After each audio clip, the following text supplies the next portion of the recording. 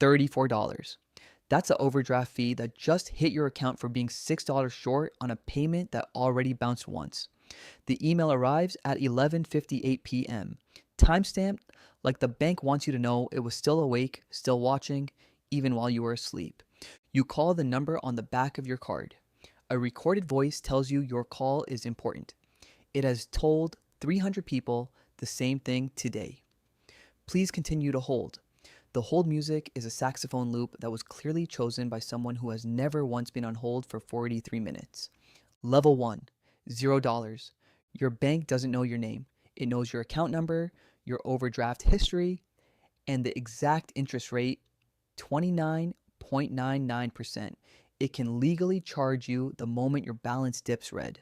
The app sends you a push notification every time you're about to make a mistake, then charges you $34 anyway the second you actually make it, as if the warning itself were the product and the fee were simply inevitable. There's a version of customer service built for you, and it's entirely automated. Press 1 for balances, press 2 for a fee you already know is coming, press 0 to wait forever in a queue that never tells you your position in it. You've memorized the menu. You know exactly which button skips the survey at the end, the one that always asks how satisfied you were with today's call, as if there were ever a version of this call that could satisfy anyone. When a human finally picks up, she reads from a script that calls you a valued member of the family, which is a strange thing to be told 40 seconds after being charged $34 for the crime of being poor. You ask if the fee can be waived. She says she understands your frustration. She cannot waive the fee. Nobody she has ever spoken to can waive the fee. You picture her in a headset in a beige room somewhere, reading the same 4 sentences to the 400th person today, and you almost feel sorry for her instead of yourself. This is the entire relationship. At level 1, the bank as a machine that notices you exclusively when you slip and forgets you completely the moment you don't. Level 2, $50,000. A letter arrives, an actual paper letter, which feels almost personal after years of push notifications, informing you that you may qualify for something called preferred checking. You do not know what makes it preferred, only that the envelope is thicker than the usual statements, and thickness at this stage reads as importance. You call to find out and, for the first time, wait less than 10 minutes before a human answers. She's still reading from a script, but a slightly warmer one.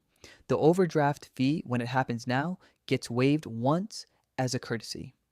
A word the bank uses to make you feel like you've been given a gift rather than simply not been punished for the first time in your adult life.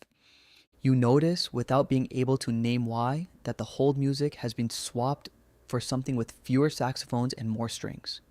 Nothing about your actual financial pressure has changed.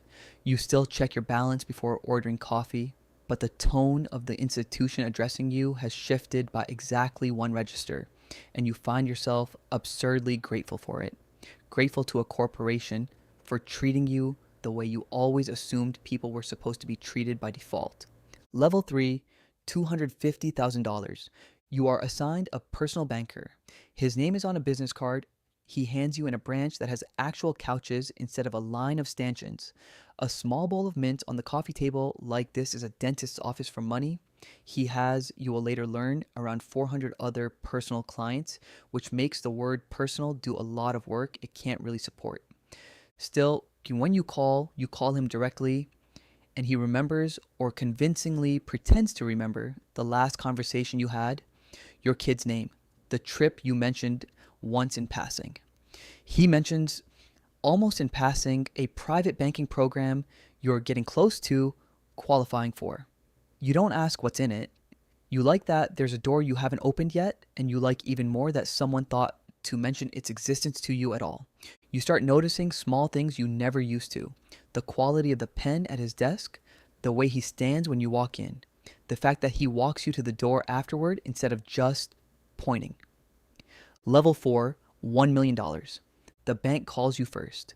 This has never happened before in your life, and it takes you a full ring to understand what's occurring, that the number on your screen belongs to the institution that has spent years billing you for existing, and it wants something from you now, not the other way around.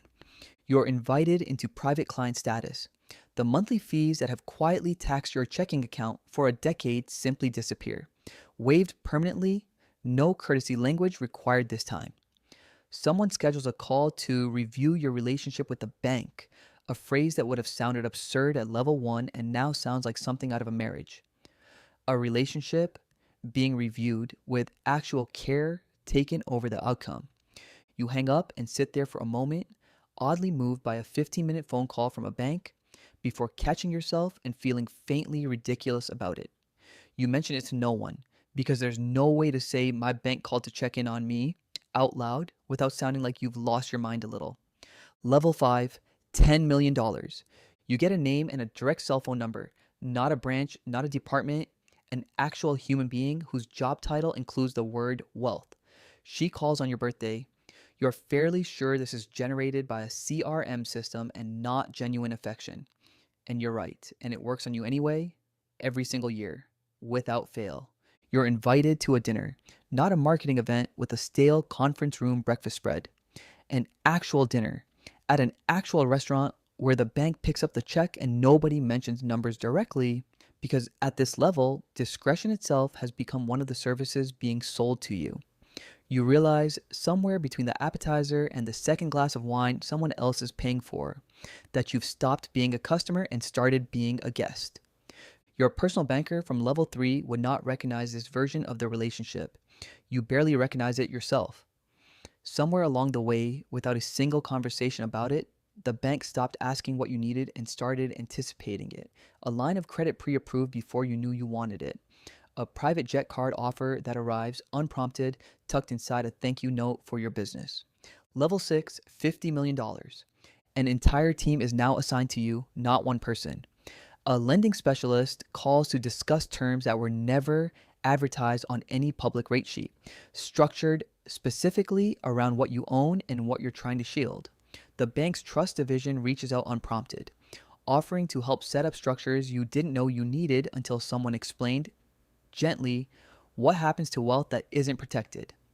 You stop thinking of the bank as a place that holds your money. You start thinking of it as a firm that works for you. Quietly, in the background, the way a good staff runs a house you never have to think about. Emails arrive, addressed to your first name from people whose surnames are on the building itself, and you write back the same way, as though this were always how it worked. A junior banker once corrected himself mid-sentence, calling you sir and then immediately, nervously, switching back to your first name, as if he'd been specifically briefed that formality might offend you now. Level 7, $150 million. You're invited onto an advisory panel, not because the bank particularly values your opinion on their consumer products, but because your name next to theirs signals something to other clients at your level. Executives know you by sight in the lobby, greet you before you've said a word, remember details about your life that you don't remember telling anyone at the bank in the first place. A managing director personally handles anything above a certain threshold, and the threshold, you gather, moves upward specifically to keep including you. You attend a summit in a city you didn't choose, in a hotel you didn't book, surrounded by people whose net worth roughly rhymes with yours. Everyone is extremely warm. Nobody, you notice, ever quite asks what you actually do for a living, as if the number itself has already answered every question worth asking about you. At the summit's closing dinner, a bank executive gives a toast that mentions you by name, thanking you for your continued partnership, a phrase that quietly repositions you from client to co-owner of something you never signed up to co-own. Level 8, $500 million. There is a direct line now, not to a wealth manager, not to a managing director, but to an office 2 floors below the chairman's. And everyone involved understands that this is a distinction that matters. The bank no longer treats you as a customer to be served. It treats you as a relationship to be protected. The way an ecosystem protects a single tree it has quietly come to depend on. A request that would have taken weeks at level 4 takes an afternoon now. A rate that isn't offered to anyone else somehow finds its way onto your paperwork, unasked. When the bank's chairman visits your city, you're one of 6 names on the dinner list and nobody has to explain to you why you were included. You have, without ever intending to, become one of the numbers the bank uses internally to describe its own success to its own shareholders. Somewhere in a filing cabinet you will never see, in a branch you will never visit, there is still a version of this institution that charges someone $34 for being $6 short at 11:58 at night. You know this. You remember being that person with total clarity, the hold music, the scripted apology, the fee that arrived like a verdict, the recorded voice insisting your call mattered while proving every 43 minutes that it didn't. The bank hasn't changed at all. It's the same machine running the exact same math on every account it holds. It just runs different math on yours now. If you want to see how every level of wealth changes the way strangers treat you, not just banks, but everyone, that's coming next on this channel. Subscribe if you want to be there when it drops.